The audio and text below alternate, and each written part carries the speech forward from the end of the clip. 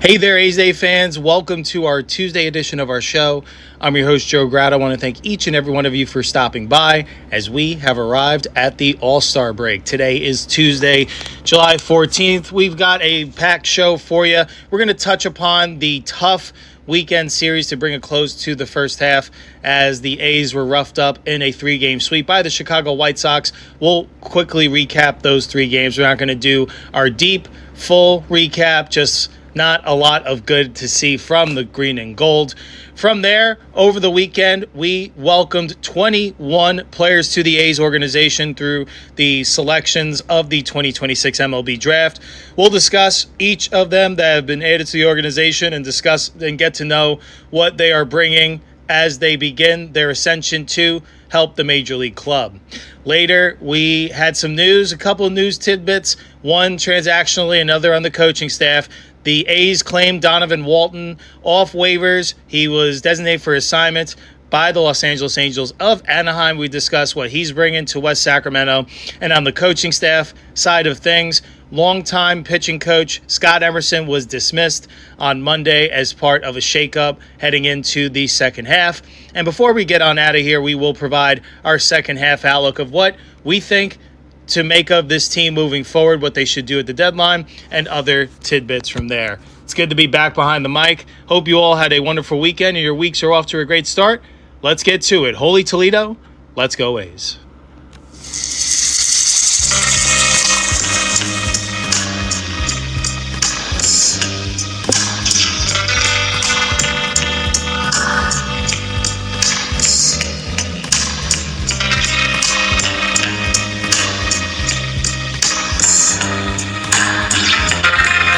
All right there, A's Day fans. Thank you once again for stopping by on this Tuesday or whenever you're listening to this edition of A's Day. We appreciate you stopping by to hear our thoughts on the Athletics.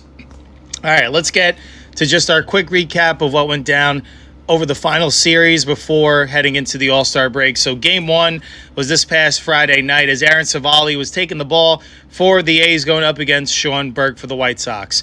In this game, Tristan Peters for the White Sox had his first career cycle. Sean Burke pitched 7 innings of 1-run ball, and the Chicago White Sox had an 8-run 7th inning to dismantle the A's 14-1 this past Friday night. Peters doubled in the 3rd and had an RBI single in the 5th, then had 2 hits in the 7th, a 2-run homer to center, and an RBI triple. He became the 7th White Sox player to hit for the cycle in the first since Jose Abreu in 2017.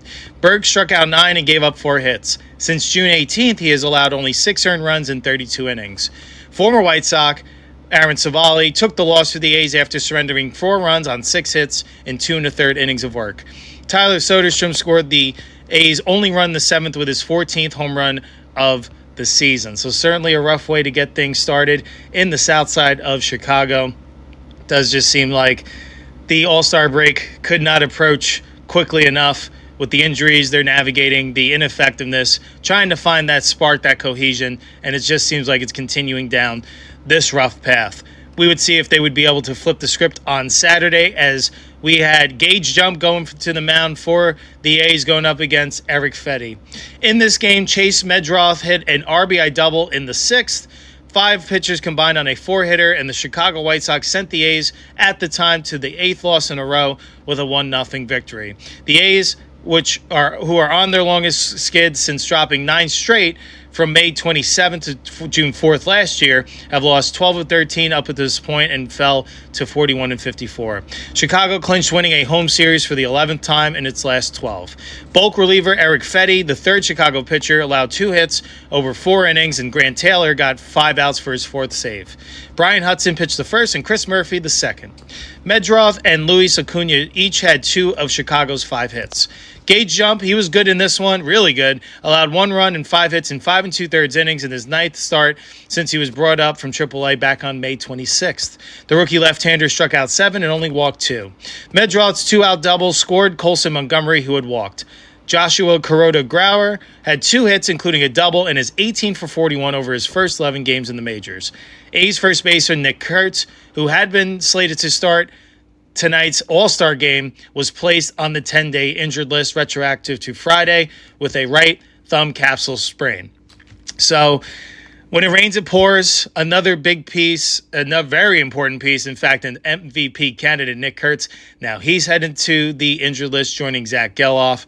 And it just seems like it's different guys going in and out of the lineup at different points. And I think they're really sorely missing the leadership and the production and the consistency from Brent Rooker, who is out for the rest of this season. And they're certainly hurting with starting pitching depth and starting pitching effectiveness as a collective. So it seems like a lot of things, if it all could go wrong, is going wrong at once. So hopefully this is something that they can survive this and find their way out of it. But right now they're just marred in a really tough stretch of baseball. So at this point, they had lost 8 games in a row, their longest losing streak since last year. And let's see if they can avoid matching that mark in the following game on Sunday, which we saw JT Ginn taking the mound for the A's going up against Noah Schultz. Sam Antonacci and Braden Montgomery homered in a 6-run first inning, and the White Sox extended the Athletics' losing streak to 9 with a 9-1 victory that left Chicago atop the AL Central entering the All-Star break. Montgomery, who debuted on June 9th, drove in 4 runs in a big league game for the first time. He entered with 8 RBIs in his first 28 games. Chicago, now 50-45, swept the 3-game series by outscoring the A's 24-2 after getting swept previously in 3 games by the Red Sox. The White Sox lead the division over Cleveland by less than a percentage point. The A's, now on their longest skid since dropping 9 straight last year, in that same stretch have now lost 13 of 14 and 17 of 20, falling to 41-55. All-star Shea Langeliers hit his 21st home run in the first off Noah Schultz, giving the A's their first lead at the time since July 1st. Antonacci went deep in the bottom half of on the third pitch from JT Ginn to ignite Chicago's high-scoring first inning in this one. Kyle Teal hit a 2-run single, and Montgomery hit a 3-run homer for a 6-1 lead. Montgomery had an RBI single in a 3-run fifth. Schultz won for the first time in 7 starts, allowing 1 run and 4 hits in 5 innings. The left-hander had given up 16 runs in 18 2/3 innings in his 4 previous outings. Jordan Hicks struck out the side in the 6th, Sir Anthony Dominguez pitched a perfect 7th, and Tyler Schweitzer gave up 2 hits over the final 2 innings. Ginn in this one gave up a career-high 8 runs in 4 1/3 innings, allowing 6 hits and 3 walks with 7 strikeouts. So the A's get swept, 10 the first half, and it was tough to watch. They were thoroughly dominated, they were outmanned, and it just seemed like it was over from the start. And this is despite the fact that Gage Jump had an excellent start once again on Saturday. Didn't factor into the decision in his 5 2/3 innings of work. But nevertheless, it's definitely tough to see so much promise with how the season kicked off. Like, yes, it was a bit of a roller coaster, but with where, and still where the health of the American League West is, it seemed like it was anyone's to win. And for quite a while, even hovering just above or right at 500, the A's were in first place. Now they're in 4th. They're 8 games out, 6.5 out of the wild card. It's not insurmountable, but when you look up, all of a sudden, 3 bad weeks has you with the 3rd worst record in the American League. Tough series to slog through. Now in the midst of a 9-game losing streak, they need to stop the bleeding sooner rather than later. And I think perhaps this All-Star break came at the perfect time, naturally, to give these guys a mental reset, a reboot, because it just seems like one thing after the other is not going right for this team right now. And we know things can turn around quickly. We know there's plenty of baseball still to be played, but the clock is ticking a lot more rapidly for these A's than it was earlier in the year. They got to realize that. We'll touch on our second half thoughts on the back half of today's show, but it was just a deflating way to end the first half of baseball.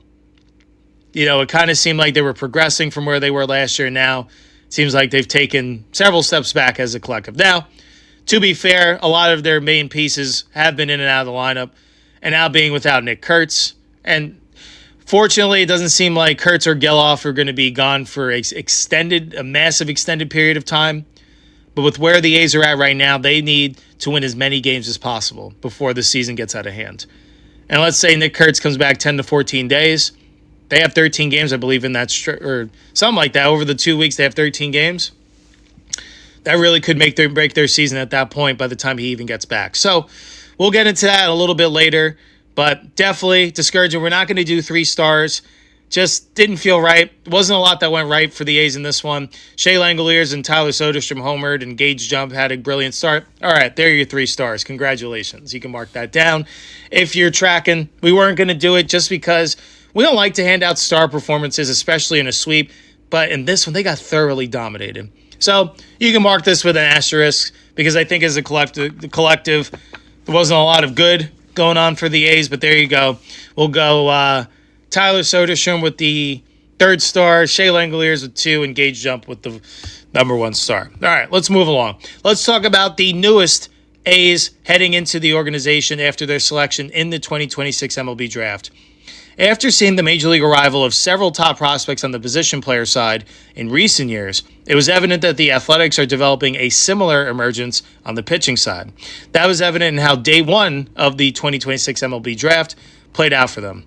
Following the selection of slugging Georgia Tech outfielder Drew Burress and number 8 overall, the A's closed out the day with a string of pitchers selecting USC left-hander Mason Edwards and right-handers Gabe Gackel and Jacob Duden with their next 3 picks before ending with UCLA shortstop Roman Martin in the 4th round. So Mason Edwards was their round 2 pick number 47. He throws lefty. He's a left-handed pitcher. He attended USC. He demonstrated excellent command throughout his college career while racking up punch-outs with 267 strikeouts across 166 innings in 3 seasons at USC. With a fastball that can touch 95 miles an hour and generate good swing and miss, along with a curveball that flashes plus and above average changeup, Edwards has all the ingredients to emerge as a solid starting pitcher in the majors. As for right-handed pitcher Gabe Gackel, he was a competitive balance, round B, pick number 73. He attended the University of Arkansas.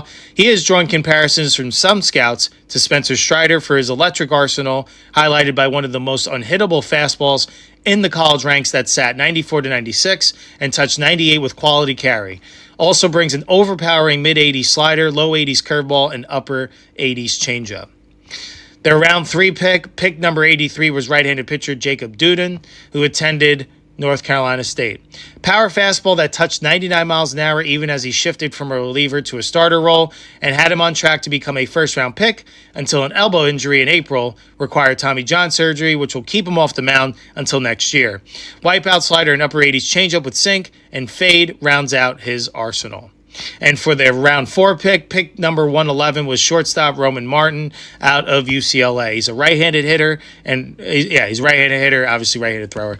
Excellent defender at shortstop who moved to third base in deference to star teammate Rock Kolowski at UCLA, my apologies, only the number 1 pick, can provide strong infield defense at 3 infield spots and demonstrated good plate discipline. Of the A's 21 selections, 11 were pitchers, and all but 2 played college baseball. The majority of MLB teams drafted high school players in the first few rounds, and will now attempt to lure these touted prospects away from their college commitments with overslot signing bonuses. In years past, the A's draft classes often included at least 1 high-risk prep selection in the first few rounds. This year, however, the A's largely avoided that demographic. Instead, the team invested nearly its entire signing bonus pool of $13,840,300 in a class of collegiate prospects who will likely require less time to reach the majors than their high school counterparts. That figure represents the maximum amount MLB gives teams to spend on signing bonuses for players selected in the first 10 rounds of the draft. As for their remaining picks, the A's selected infielder Alex Hernandez in the 5th round out of Georgia Tech. He was a teammate of A's first-round pick Drew Burress with the Yellow Jackets. Hernandez hit .343 with a 1.033 OPS, 13 home runs, 61 strikeouts, and 41 walks in 55 games during the 2026 season. In 2025, he broke Matt Wieters' school record for RBIs as a freshman with 69 and was named ACC Freshman of the Year. In the 6th round, the A's selected catcher Alex Sosa out of Miami. He transferred from NC State before this past season and posted the best numbers of his collegiate career, hitting .338, a 1.119 OPS, 18 home runs, 48 strikeouts, and 41 walks in 59 games. For his career, he hit .298 with a .974 OPS and 36 home runs in 146 games.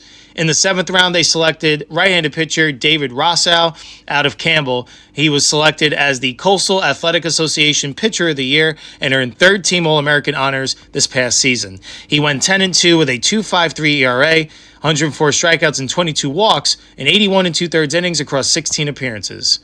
In the eighth round, they selected right-handed pitcher Aiden Weaver out of Duke. Started all 14 of his outings for the Blue Devils in 2026 after spending most of his earlier collegiate career in the bullpen. He struck out 87 batters in 65 innings this season. For his career, he struck out 144 and 120 in the third innings pitched across 57 appearances and 21 starts. Now, here were the infielders and outfielders that the A's selected. They selected infielder Tanner Marsh in the ninth round out of Liberty. He hit .336 with a .918 OPS, 5 home runs, 51 strikeouts, and 40 walks in 64 games for the Flames in 2026. He finished his collegiate career hitting .303 with a .394 on-base percentage across 833 plate appearances. In the 11th round, they selected outfielder Javar Williams out of Wake Forest. He was a teammate of A's pick Nick Kurtz at Wake Forest in 2024. This past season, he had .343 with a .103 OPS, 10 home runs, 51 strikeouts, and 42 walks in 60 games this season. For his career, he had .294 with an .856 OPS in 163 games. And in the 15th round, they selected outfielder Dylan O'Connell out of Wisconsin-Milwaukee. Transferred from Western Kentucky before this past season and hit .340 with a .998 OPS, 8 home runs, 40 strikeouts, and 32 walks in 58 games for the Panthers. In the 17th round, they selected infielder Javier Garistola out of Florida Gulf Coast. He was an All-Atlantic Sun Conference first-team selection. He hit .370 with a 1.060 OPS, 13 home runs, 22 walks, and 255 plate appearances across 54 games. As for the remaining pitchers they selected right-handed pitcher Dominic Morrow in the 10th round out of the University of Cincinnati. Began his career as a starter before moving to the bullpen. He transferred to Cincinnati this past season and finished the season with 5 saves and 43 strikeouts in 41 innings across 21 outings. They selected right-handed pitcher Nathan Aceves in the 12th round out of UC Santa Barbara, who is a native of Huntington Beach, California. He struck out 69 batters in 64 2/3 innings with a 4.18 ERA across 15 outings, 13 starts. In 2025, he posted a 1.98 ERA in 27 1/3 innings, primarily out of the bullpen. In the 13th round, they selected left-handed pitcher Evan Blanco out of Tennessee. He made 16 starts for the Volunteers this past season, striking out a career-high 101 batters in 89 innings. He posted a 4.65 ERA while walking only 29. The Virginia transfer finished his career with a 4.34 ERA and 262 strikeouts in 251 innings. In the 16th round, they selected right-handed pitcher Tyler August out of Liberty. He transferred from Delaware to Liberty in 2025, where he played alongside A's 9th-round pick, Tanner Marsh. In 2026, he went 7-0 with a 3.47 ERA and 60 strikeouts in 56 2/3 innings. And here's the catchers and high school picks that the A's made. They selected catcher Bear Madalak in the 18th round out of Kansas State, who transferred from Jacksonville State before the 2025 season. He had .310 with a .964 OPS in 52 games in this past season and finished the year with more walks than strikeouts, 32 31. And they selected right-handed pitcher Caden Siverich in the 14th round out of Norwin High School. He's the first high school player selected, I believe, in this draft by the A's. He is committed currently to attend the University of Pittsburgh. He played both ways at Norwin High School, splitting time between the outfield and the mound. They also selected left-handed pitcher Jake Escalante in the 19th round out of Sokol High School out here in SoCal, California, not too far from where we are here in Santa Cruz, right down the road. He also played wide receiver for the football team and recently underwent Tommy John surgery. He is committed to Cal State Fullerton. And finally, they selected catcher Anthony Marnell IV in the 20th round out of San Diego State. He is a native of Las Vegas, Nevada, where he attended Bishop Gorman High School. He began his collegiate career in 2025 at the College of Southern Nevada before transferring to San Diego State prior to this past season. So that is an overview, just getting to know the A's selections. They've added 21 players. Their number one pick was the 8th overall selection in Drew Burress. He is expected to ascend the organization at a rapid pace as well. The only knock that he has had on him is his stature, but no knocks on his raw ability and his ability to be a quality baseball player. Hits the ball with authority at all fields, solid defender, good speed, can really see him making a difference with the A's sooner rather than later. So best of luck to all of the future A's of tomorrow.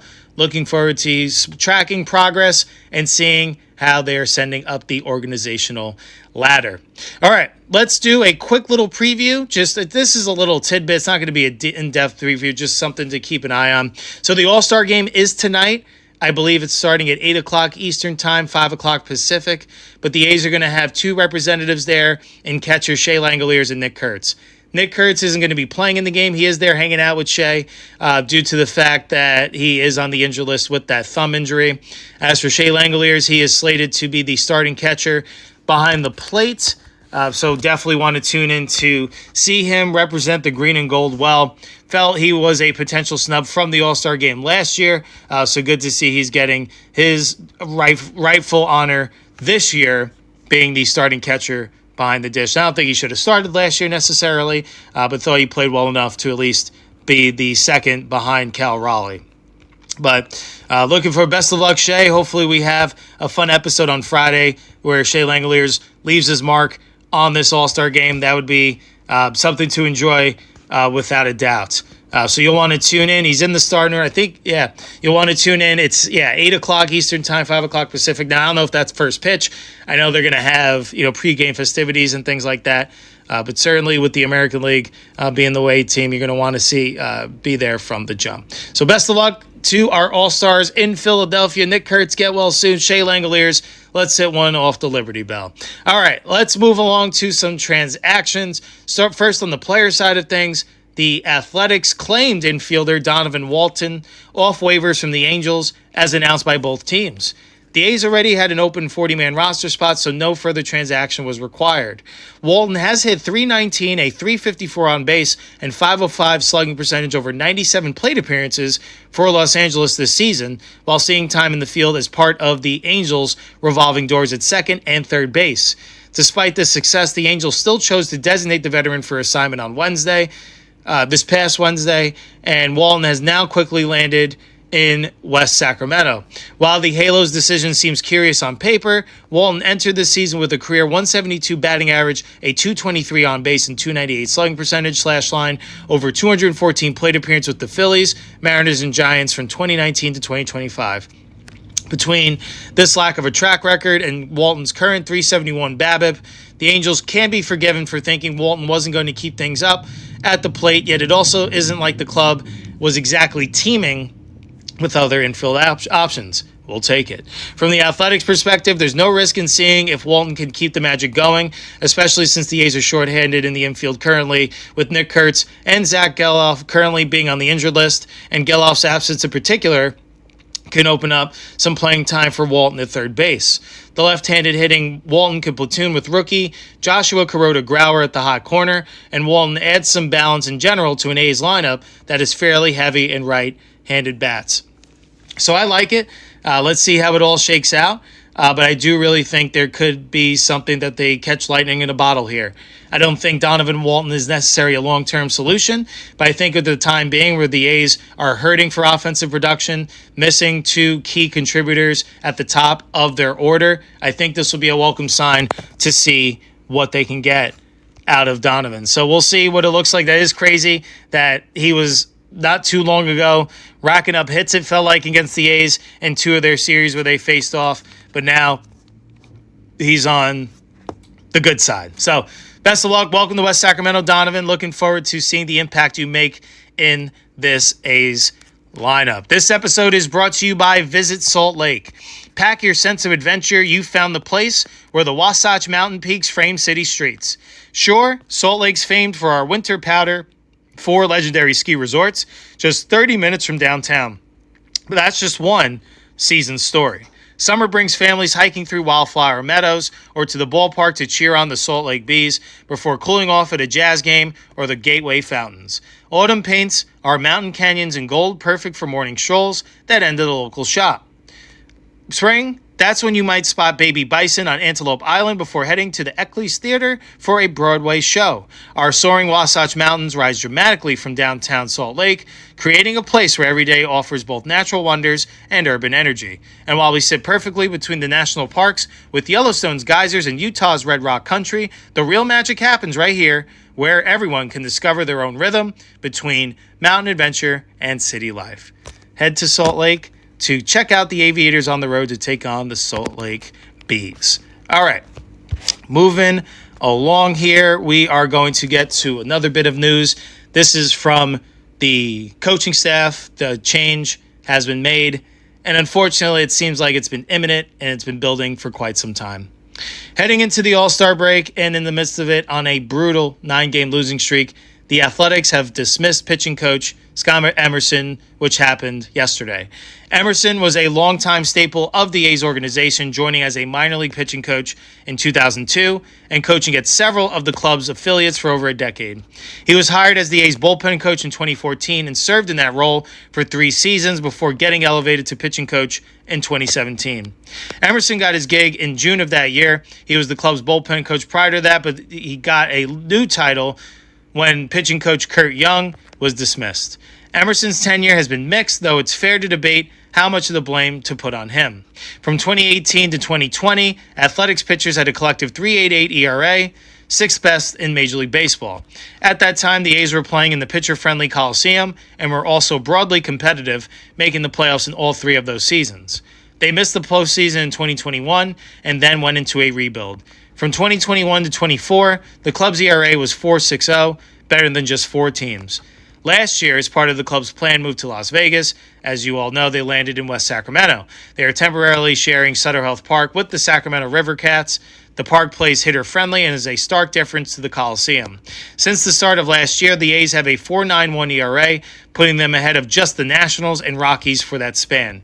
Broadly speaking, the Athletics rebuild has shown more promise on the offensive side than on the pitching side. The environment might be playing a role, but the lineup appears to be filled with solid regulars plus a few stars, whereas the pitching staff doesn't look close to ready. The team has felt competitive at times, but is recently in the midst of a tough skid. Many things have gone wrong for the A's in a stretch that has seen them, as we mentioned earlier, lose 17 of their past 20 games, dropping from second place in the AL West and only a half game back of first to 4th place and 8 games back in that span. But pitching has been a clear weakness throughout. The team's combined 4.21 ERA is the worst in the AL and trails only the Rockies 5.44 for the highest mark in the majors. As a starting staff, the 5.30 ERA posted by the A's rotation also ranks 29th in MLB. While the A's begin a process of finding their next pitching coach, current A's bullpen coach Dan Hubbs will serve that role on an interim basis for the remainder of the season. It seems the A's have decided a change is necessary and have dismissed Emerson while giving his job to Hubbs. The latter worked in the college ranks from 2019 to 2020, holding various titles for the University of California, Berkeley, and the University of Southern California. He moved to Affiliated Bowl in 2020, getting hired by the Tigers as Director of Pitching Development and Strategies. In 2023, the A's hired him as Pitching Development Coach. After the season, he was named Bullpen Coach. Hubbs joined the A's in 2023 as a minor league pitching performance coach and previously spent 2 seasons as Director of Pitching Development and Strategies with the Tigers.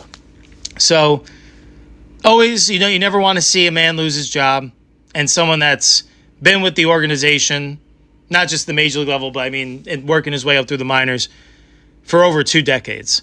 So thank you, Scott Emerson, for all you contributed, helping these pitchers get developed down the farm, for all your contributions at the major league level, especially over a good stretch from 2018 to 2020, when the A's were pitching it rather decently.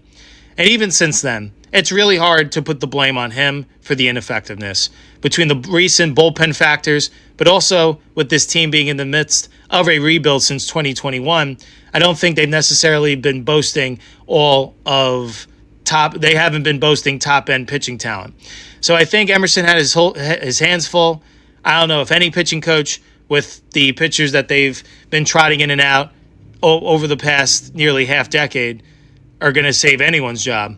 But nevertheless, I do think at this point they're looking for a new voice, a fresh perspective, kind of trying to hit that reboot. And I don't know if this is a signal of things to come, but typically when you start poking a little bit away from the coaching staff, it can lead to a future trickle-down effect.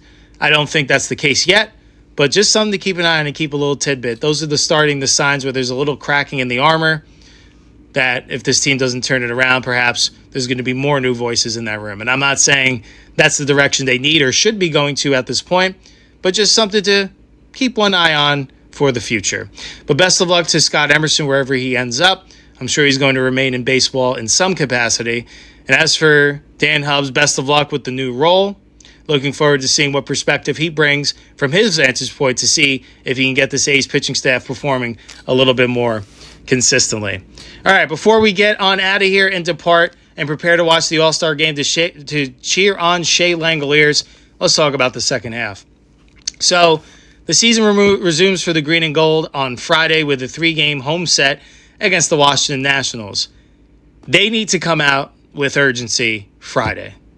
There's no room for error. Despite losing 17 of 20, despite being in the midst of a 9-game losing streak, with the health or lack thereof, not just of the American League West, but of the American League as a whole, it's winnable. Not necessarily winnable. Let's say there's a pathway to the postseason, even for teams getting off to a rough start, being in a rough stretch. Because no one's really, truly, in my opinion, fully running away with the American League. I think at the top of it, you've got the Rays, you got the Yankees, White Sox, Cleveland battling out for first. No one's really emerging to me like all of the powerhouses that seem to have developed over in the National League side. So while they're 8 games out, they're 6.5 out of the wild card, that's not insurmountable. Last July, the Tigers were 15.5 games out and made the playoffs. So anything's possible. But this is what the A's need to do. This was the perfect time for the All-Star break. I think it's a good mental reset. Hopefully get healthier. Hopefully get some sore bodies right. But they need to get these key pieces back sooner rather than later before it gets too late. And then once they get that, they need to find that cohesion again. They kind of needed to take that collective deep breath and needed to go out there and attack. They need to start playing better at home, and they need to start taking care of these teams that are at right above or right below 500. They have 13 games of that coming up. I'm not saying these are bad teams. I think these could have the potential to all be competitive games and series. But they need to win games. Simple as that. So first, get healthy. And second, take care of business. You got the Nationals, the Red Sox coming up, I think, right after. There's 13 games in there we talked about in our last episode that if they don't go 7-6, 8-5, I think the trade deadline is going to look a little bit different than we thought a few weeks ago. And I don't think it's going to be anything where they need to blow it up and sell the farm or house or anything like that. But I do think you'll see some movement of some guys on expiring contracts or perhaps a little bit more lucrative that they don't feel either going to be here long term or perhaps can help a team that's closer to postseason positioning, especially if they're able to recruit some prospects or whatever type of assets that they can acquire, maybe a major league talent, who knows. But time will tell there. These 13 games with Washington, Arizona, and Boston are going to tell a lot.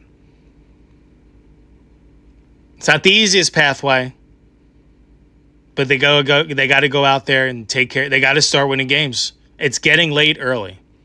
Right now, 41-55. Like I said, 8 games out of the division, 6.5 out of that final wild card. It's not going to be easy. It's not like it's right there, but it's not as far away as you think. Easier said than done. But as much as we've seen teams go on multiple 10-game winning streaks. We've seen teams win 15 of 18 games. I'm not saying they even need to do that right off the jump. But you need to put together some winning. You need to start putting wins together, just like you put a bunch of losses together.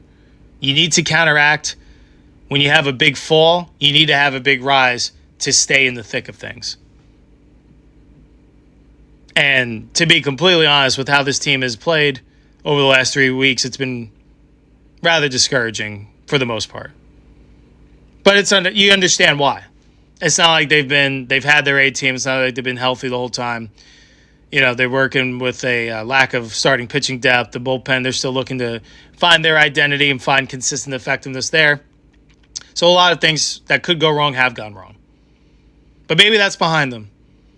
Maybe the second half is going to be the signal of them wiping the slate clean, knowing internally they have the talent here.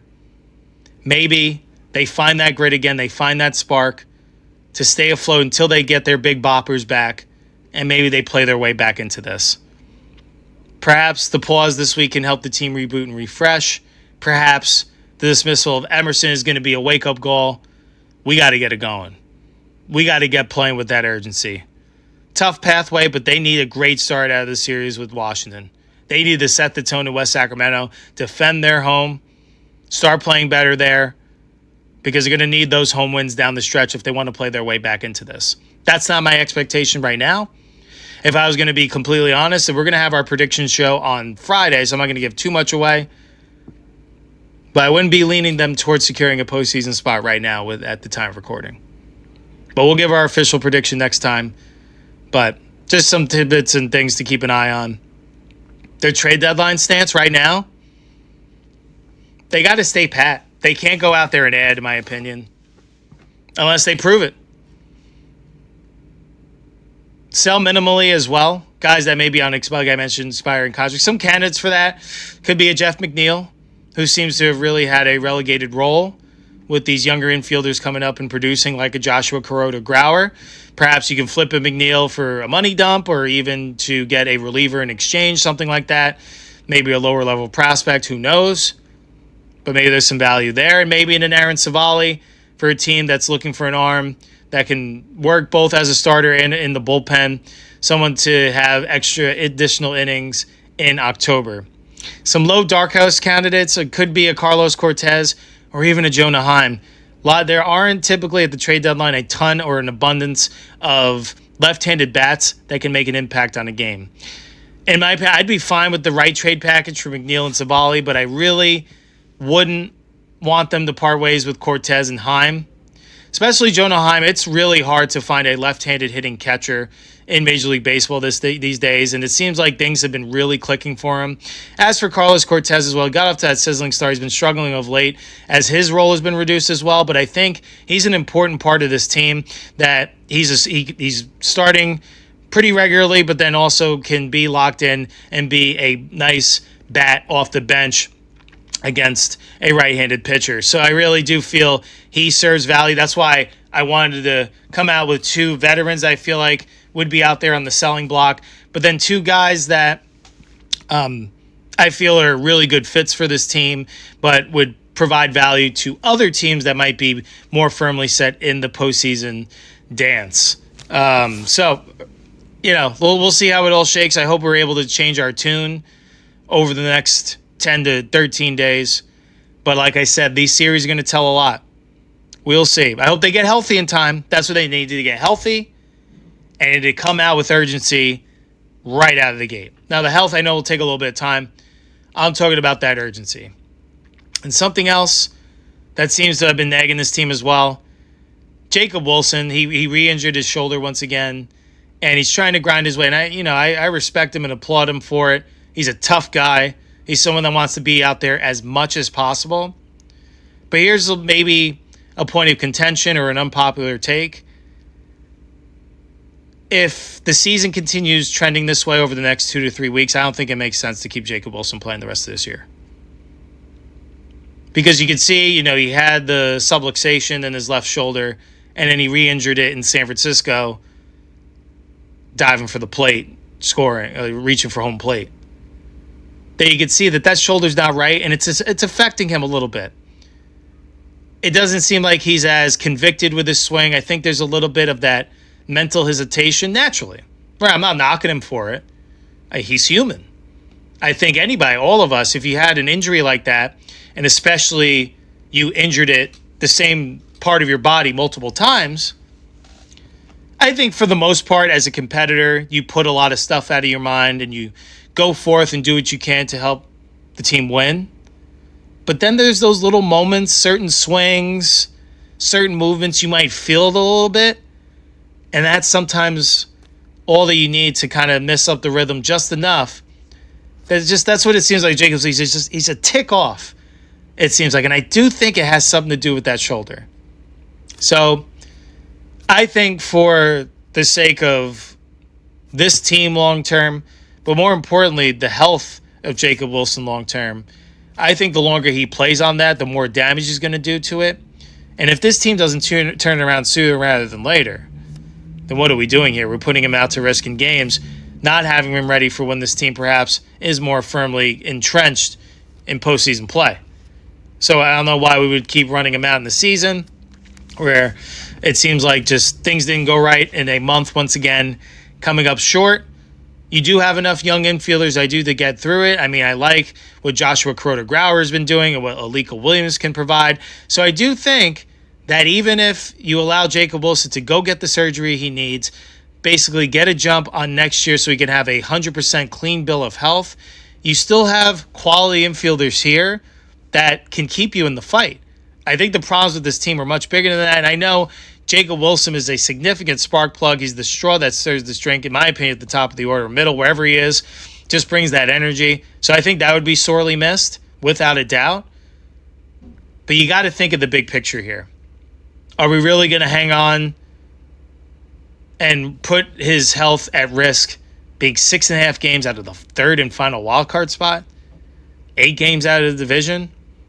If we're looking, there's 7.5 out, 7 games out of the division, July 31st. We're still going to run him out there? Just food for thought. That's what I would do, just to ensure that nothing serious happens with the shoulder that will affect his performance long term.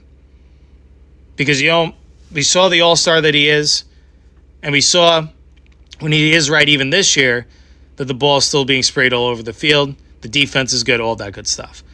Just want him to get well and get well as soon as possible, and don't want anything to hinder the long all-star career we envision for Jay Willie for many years to come. But for certain, we will have a clear picture of the direction of this season, in my opinion, after this upcoming 13-game stretch. It's do or die time at this point. It really is. Green and gold fans, A's, now's the time. I was saying earlier in the show, it's getting late early. We have arrived. 13 games that could really make or break this season. It's kind of crazy that you take such a microcosm of a 162-game season, but that's where this team has played themselves into. And I know we're only 96 games in, but that's more than halfway. So you're going to have to start stringing some wins together. Is it going to be easy? No. Your depth is going to continue to be tested. You're still going to be awaiting the return of Geloff and Kurtz. Tyler Soderstrom seems like he's still trying to find his consistent rhythm as he's working his way back from his hip impingement that he had. You're going to have to go forth without Brent Rooker. You're going to be going forward with a hindered Jacob Wilson for a little bit. It's going to be tough. No doubt about it. But I've seen how gritty this team can get. And when their back is against the wall, sometimes we've seen their best. And I know it's been tough of late, especially over these last few weeks, but hang in there, A's Day fans and A's fans. Hang in there. Hopefully, this All-Star break is a little bit of a reset, a reboot. I would love in 3 weeks to be talking about how this team won 17 of 20. Is that going to happen? I don't know. I'm not going to say no. I'm not going to say yes. But I'm not going to say no. Because I never rule anything out, because it's the beauty of our game that we call baseball. Anything is possible. Do or die time. Let's go, A's. All right, and with that brings us to the close of another edition of A's Day. Appreciate you all stopping by. We're going to be back behind the mic for Friday's show, as we are going to recap how Shea Langeliers performed in Philadelphia in tonight's All-Star game. We're going to do our second half predictions show and then take you into the weekend previewing the Washington Nationals series to kick off the second half of this season, a 3-game set in West Sacramento. We'll be sure to keep you posted with everything you need to know about the surprising Nats and give our home run and series prediction as normal before heading into the weekend to prepare to enjoy some interleague action. That's all I have for you today. Once again, I'm your host, Joe Grado. Thank you all for stopping by. Hope you enjoyed today's show, and we look forward to seeing you on Friday to kick things off into the weekend. Take care, everyone, and until next time, Holy Toledo, let's go A's.